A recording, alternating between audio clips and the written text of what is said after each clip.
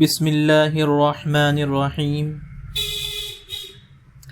صرف وہی عمل قابل قبول ہے جو اللہ کے لیے ہو۔ عن عمر بن الخطاب رضی اللہ عنہ قال سمعت رسول اللہ صلی اللہ علیہ وسلم يقول انما الاعمال بالنیات وانما لامرئ ما نوى فمن كانت هجرته إلى الله ورسوله فهجرته إلى الله ورسوله ومن كانت هجرته إلى دنيا يصيبها أو امرأة يتزوجها فهجرته إلى ما هاجر إليه رواه البخاری ومسلم۔ ترجمہ: حضرت عمر بن خطاب رضی اللہ عنہ سے روایت ہے، بیان کرتے ہیں کہ میں نے رسول اللہ صلی اللہ علیہ وسلم سے سنا، آپ فرماتے تھے کہ سب انسانی اعمال کا دار و مدار بس نیتوں پر ہے، اور آدمی کو اس کی نیت ہی کے مطابق پھل ملتا ہے۔ تو جس شخص نے اللہ اور رسول کی طرف ہجرت کی اور خدا اور رسول کی رضا جوئی اور اطاعت کے سوا اس کی ہجرت کا اور کوئی باعث نہ تھا، تو اس کی ہجرت در حقیقت اللہ اور رسول ہی کی طرف ہوئی، اور بے شک وہ اللہ اور رسول کا سچا مہاجر ہے، اور اس کی اس ہجرت الی اللہ والرسول کا مقرر اجر ملے گا۔ اور جو کسی دنیاوی غرض کے لیے یا کسی عورت سے نکاح کرنے کی خاطر مہاجر بنا، تو اس کی ہجرت اللہ اور رسول کے لیے نہ ہوگی، بلکہ فی الواقع جس دوسری غرض اور نیت سے اس نے ہجرت اختیار کی ہے، عند اللہ بس اسی کی طرف اس کی ہجرت مانی جائے گی۔ تشریح: حدیث کا جو ترجمہ اوپر کیا گیا ہے وہ خود مطلب خیز ہے، اور نفس مفہوم کے بیان کے لیے اس کے بعد کسی مزید تشریح کی حاجت نہیں، لیکن اس کی خصوصی اہمیت کا تقاضا ہے کہ اس کے مطالب و فوائد پر کچھ اور بھی لکھا جائے۔ حدیث پاک کا اصل منشا امت پر اس حقیقت کو واضح کرنا ہے کہ تمام اعمال کے فلاح و فساد اور مقبولیت و مردودیت کا مدار نیت پر ہے، یعنی عمل صالح وہی ہوگا اور اسی کے لیے اور اسی کی اللہ کے یہاں قدر و قیمت ہوگی جو صالح نیت سے کیا گیا ہو، اور جو عمل صالح کسی بری غرض اور فاسد نیت سے کیا گیا ہو وہ صالح اور مقبول نہ ہوگا، بلکہ نیت کے مطابق فاسد اور مردود ہوگا،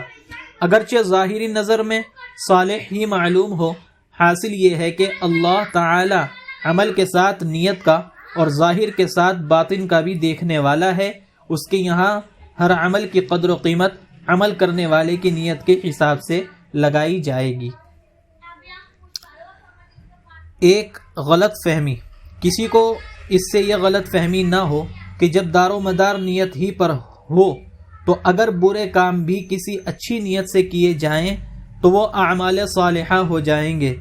اور ان پر بھی ثواب ملے گا۔ مثلا اگر کوئی شخص اس نیت سے چوری اور ڈاکہ زنی کرے کہ جو مال اس سے حاصل ہوگا اس سے وہ غریبوں اور مسکینوں کی مدد کرے گا، تو وہ بھی ثواب کا مستحق ہو سکے گا۔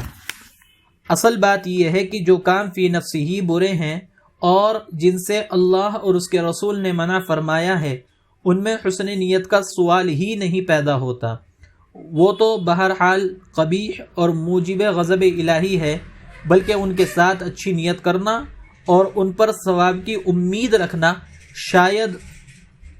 ان کی مزید قباحت کا اور سزا میں زیادتی کا باعث ہو، کیونکہ یہ اللہ کے دین کے ساتھ ایک قسم کا کھیل ہوگا۔ بلکہ حدیث پاک کا منشا اعمال صالحہ کے متعلق یہ جتلانا ہے کہ وہ بھی اگر کسی بری نیت سے کیے جائیں گے تو پھر اعمال صالحہ نہیں رہیں گے، بلکہ بری نیت کی وجہ سے ان کا انجام برا ہی ہوگا۔ مثلا جو شخص نماز نہایت خشوع اور خضوع کے ساتھ پڑھتا ہے، جس کو ہم اعلیٰ درجے کا عمل صالح سمجھتے ہیں، وہ اگر یہ خشوع اور خضوع اس لیے کرتا ہے کہ لوگ اس کی دینداری اور خدا پرستی کے متعلق اچھی رائے قائم کریں اور اس کا اعزاز و اکرام کیا جائے، تو اس حدیث پاک کی روح سے اس کی یہ خشوع اور خضوع والی نماز اللہ کے یہاں کوئی قدر و قیمت نہیں رکھتی، یا مثلا ایک شخص دارالکفر سے دارالایمان کی طرف ہجرت کرتا ہے اور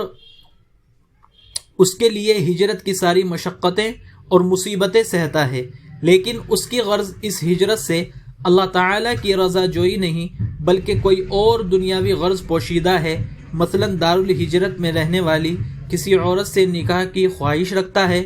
اور اسی لیے وہ ہجرت کر رہا ہے، تو یہ ہجرت اسلام نہ ہوگی اور اللہ کے یہاں اس کا کوئی اجر نہ ہوگا بلکہ الٹا گناہ ہوگا۔ بس یہی ہے اس حدیث پاک کا اصل منشا۔ بڑے سے بڑا عمل بھی اگر اخلاص اور للہیت سے خالی ہوگا تو وہ جہنم ہی میں لے جائے گا۔ ایک حدیث پاک میں وارد ہوا ہے کہ قیامت کے دن سب سے پہلے 3 شخصوں کے متعلق عدالت الہیہ سے جہنم کا فیصلہ سنایا جائے گا۔ سب سے پہلے ایسے شخص کی پیشی ہوگی جس نے اللہ کی راہ میں اپنی جان کو قربان کیا ہوگا۔ وہ جب حاضر عدالت ہوگا تو اللہ تعالیٰ پہلے اس کو اپنی نعمتیں جتائے گا اور یاد دلائے گا،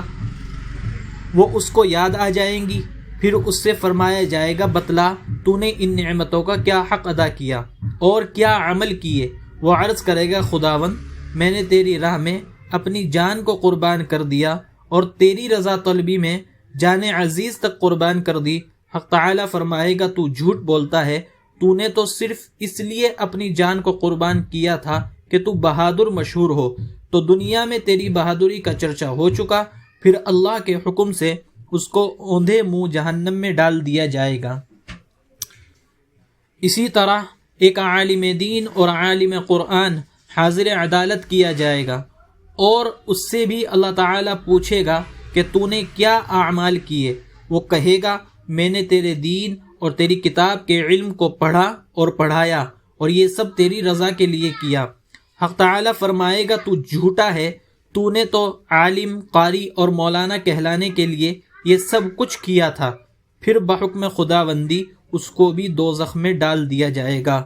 پھر اس کے بعد ایک شخص پیش ہوگا جس کو اللہ نے بہت کچھ مال و دولت دیا ہوگا، اس سے بھی سوال کیا جائے گا کہ تو نے کیا کیا۔ وہ عرض کرے گا کہ خداوندہ میں نے خیر کا کوئی شعبہ ایسا نہیں چھوڑا جس میں تیری رضا جوئی کے لیے اپنا مال نہ خرچ کیا ہو۔ حق تعالیٰ فرمائے گا تو جھوٹا ہے، تو نے تو صرف اس لیے مال خرچ کیا تھا کہ دنیا تجھ کو سخی کہے، تو دنیا میں تیری سخاوت کا خوب چرچا ہو لیا، پھر اس کو بھی اوندے منہ جہنم میں ڈال دیا جائے گا۔ اللہ پناہ میں رکھے نیتوں کے فساد، بالخصوص ریا اور نفاق سے، آمین۔ الغرض اللہ تعالیٰ کے یہاں وہی عمل کام آئے گا جو صالح نیت سے یعنی محض رضائے الہی کے لیے کیا گیا ہو۔ دین کی خاص اصطلاح میں اسی کا نام اخلاص ہے۔ قرآن مجید میں مخلصوں اور غیر مخلصوں کی ایک مثال، قرآن پاک کی ذیل کی 2 آیتوں میں صدقات و خیرات کرنے والے 2 قسم کے آدمیوں کا ذکر کیا گیا ہے۔ ایک وہ لوگ جو مثلا دنیا کے دکھاوے کے لیے اپنا مال مصارف خیر میں صرف کرتے ہیں، اور دوسرے وہ جو محض اللہ کی رضا جوئی کی نیت سے غریبوں، مسکینوں اور حاجت مندوں کی مدد کرتے ہیں۔ ان دونوں گروہوں کے ظاہری عمل میں قطعی یک رنگی ہے اور ظاہر ہے کہ آنکھ ان کے درمیان کسی فرق کا حکم نہیں کر سکتی، لیکن قرآن پاک بتلاتا ہے کہ چونکہ ان کی نیتیں مختلف ہیں اس لیے ان دونوں کے عمل کے نتیجے بھی مختلف ہیں۔ ایک کا عمل سراسر برکت ہے اور دوسرے کا بالکل اکارت۔ کالذی ينفق ماله رئاء الناس ولا يؤمن بالله واليوم الآخر فمثله كمثل صفوان عليه تراب فأصابه وابل فتركه صلدا لا يقدرون على شيء مما كسبوا والله لا يهدي القوم الكافرين۔ اس شخص کی طرح جو اپنا مال لوگوں کے دکھاوے کے لیے خرچ کرتا ہے اور اللہ اور یوم آخر پر ایمان نہیں رکھتا، تو اس کی مثال بالکل ایسی ہے جیسے پتھر کی ایک چٹان ہو جس پر کچھ مٹی آ گئی ہو اور اس پر کچھ سبزہ جم آئے، پھر اس پر زوروں کی بارش کرے جو اس کو بالکل صاف کر دے۔ تو ایسے ریاکار لوگ اپنی کمائی کا کچھ بھی پھل نہ لے سکیں گے، اور ان منکر لوگوں کو اللہ اپنی ہدایت اور اس کے میٹھے پھل سے محروم ہی رکھے گا۔ وَمَثَلُ الَّذِينَ يُنْفِقُونَ أَمْوَالَهُمُ ابْتِغَاءَ مَرْضَاتِ اللَّهِ وَتَثْبِيتًا مِّنْ أَنفُسِهِمْ كَمَثَلِ جَنَّةٍ بِرَبْوَةٍ أَصَابَهَا وَابِلٌ فَآتَتْ أُكُلَهَا ضِعْفَيْنِ، اور ان لوگوں کی مثال جو محض اللہ کی رضا جوئی کے لیے اور اپنے نفسوں کو ایثار و انفاق اور راہ خدا میں قربانی کا خوگر بنانے کے لیے اپنے مال اللہ کی راہ میں خرچ کرتے ہیں، اس پھولنے پھلنے والے باغ کی سی ہے جو ٹیکری پر واقع ہو، اس پر جب زوروں کی بارش ہو تو 2 گنا اور 4 گنا پھل لائے۔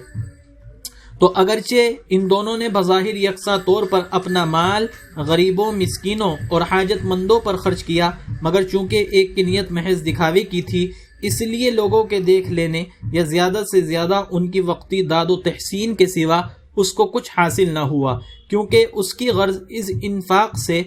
اس کے سوا کچھ اور تھی ہی نہیں۔ لیکن دوسرے نے چونکہ اس ایثار و انفاق سے صرف اللہ کی رضا مندی اور اس کا فضل و کرم چاہا تھا، اس لیے اللہ نے اس کو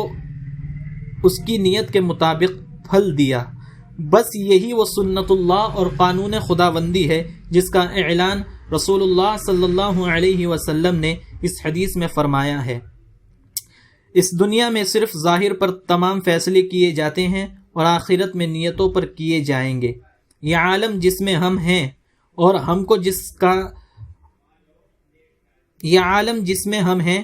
ہم کو جس میں کام کرنے کا موقع دیا گیا ہے، عالم ظاہر اور عالم شہادت ہے، اور ہمارے حواس و ادراکات کا دائرہ بھی یہاں صرف ظاہر اور مظاہر ہی تک محدود ہے، یعنی یہاں ہم ہر شخص کا صرف ظاہری چال چلن دیکھ کر ہی اس کے متعلق اچھی یا بری رائے قائم کر سکتے ہیں اور اسی کی بنیاد پر اس کے ساتھ معاملہ کر سکتے ہیں۔ ظاہری اعمال پر سے ان کی نیتوں، دل کے بھیدوں اور سینوں کے رازوں کے دریافت کرنے سے ہم قاصر ہیں۔ اسی لیے حضرت فاروق اعظم رضی اللہ عنہ نے فرمایا، نحن نحکم بالظاہر واللہ یتولی السرائر، یعنی ہمارا کام ظاہر پر حکم لگانا ہے اور مخفی راز اللہ کے سپرد ہے، لیکن عالم آخرت میں فیصلہ کرنے والا اللہ تعالی علام الغیوب ہوگا، اور وہاں اس کا فیصلہ نیتوں اور دل کے ارادوں کے لحاظ سے ہوگا۔ گویا احکام کے بارے میں جس طرح یہاں ظاہری اعمال اصل ہے اور کسی کی نیت پر یہاں کوئی فیصلہ نہیں کیا جاتا، اسی طرح وہاں معاملہ اس کے برعکس ہوگا اور حق تعالی کا فیصلہ نیتوں پر ہوگا اور ظاہری اعمال کو ان کے تابع رکھا جائے گا۔ حدیث پاک کی خصوصی اہمیت۔ یہ حدیث پاک ان جوامع الکلم میں سے، یعنی رسول اللہ صلی اللہ علیہ وسلم کے ان مختصر مگر جامع اور وسیع المعنی ارشادات میں سے ہے جو مختصر ہونے کے باوجود دین کے کسی بڑے اہم حصے کو اپنے اندر سمیٹے ہوئے ہیں اور دریا بکوزہ کے مصداق ہیں۔ یہاں تک کہ بعض ائمہ نے کہا ہے کہ اسلام کا 1/3 حصہ اس حدیث پاک میں آ گیا ہے، اور واقعہ یہ ہے کہ جو کچھ ان ائمہ نے فرمایا مبالغہ نہیں ہے بلکہ عین حقیقت ہے، کیونکہ اصولی طور پر اسلام کے 3 ہی شعبے ہیں: ایمان یعنی اعتقادیات، اعمال اور اخلاص۔ چونکہ یہ حدیث اخلاص کے پورے شعبے پر حاوی ہے، اس لیے کہا جاتا ہے کہ اسلام کا 1/3 حصہ اس میں آ گیا ہے۔ اور پھر اخلاص وہ چیز ہے جس کی ضرورت ہر کام میں اور ہر قدم پر ہے، خاص کر جب بندہ کوئی اچھا سلسلہ شروع کرے، خواہ وہ علمی ہو یا عملی، تو وہ اس کا حاجت مند ہوتا ہے کہ رسول اللہ صلی اللہ علیہ وسلم کا یہ ارشاد اس کے سامنے ہو۔ اسی لیے بعض اکابرین نے اپنی مؤلفات کو اسی حدیث سے شروع کرنا بہتر سمجھا ہے۔ چنانچہ امام بخاری رحمۃ اللہ علیہ نے اپنی جامع صحیح کو، اور ان کے بعد امام بغوی رحمۃ اللہ علیہ نے مصابیح کو اسی حدیث سے شروع کیا ہے۔ گویا اسی کو فاتحۃ الکتاب بنایا ہے، اور حافظ الحدیث ابن مہدی سے منقول ہے کہ جو شخص کوئی دینی کتاب تصنیف کرے، اچھا ہو کہ وہ اسی حدیث سے اپنی کتاب کا آغاز کرے۔ آگے فرمایا، اور اگر میں کوئی کتاب لکھوں تو اس کے ہر باب کو اسی حدیث سے شروع کروں گا۔ راقم السطور عرض کرتا ہے کہ اس ناچیز نے بھی اسی لیے اس حدیث پاک سے اپنی اس کتاب کا آغاز کیا ہے۔ اللہ تعالی بخیر اتمام کی توفیق دے اور قبول فرمائے۔ نیز اس ناچیز کو اور کتاب کے تمام ناظرین کو اخلاص اور حسن نیت نصیب فرمائے۔ اس کے بعد ایک خاص ترتیب سے وہ حدیثیں درج ہوں گی جن میں رسول اللہ صلی اللہ علیہ وسلم نے ایمان و اسلام کا یا ان کے ارکان اور شعبوں کا یا ان کے لوازم و شرائط کا یا ان کے برکات و ثمرات کا یا ان کے مفسدات وغیرہ کا ذکر فرمایا ہے۔